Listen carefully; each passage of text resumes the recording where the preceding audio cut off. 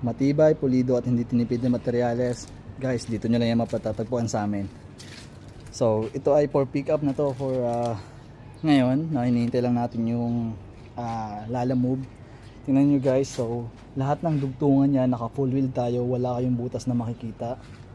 Ayan, ito ay pa customize to, no? Kanto fried chicken yung style niya, pero may lagayan ng sauce sa gilid. And walang glass yan, hindi naka-glass dito, no. Pero pwede kayong mag-request ng glass na diyan ilalagay sa siding natin, no. Dito yung lutuan. Meron tayong compartment. Ayan. So tingnan nyo guys yung rivet natin, no. Halos dikit-dikit yan. Tigas to. 1 by 1 yung ginamit natin na 1.5 dito.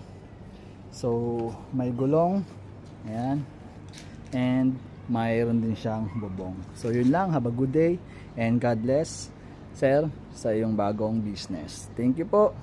This is from Silang Cavite anyway. Salamat at hinintay lang natin yung Lalamove.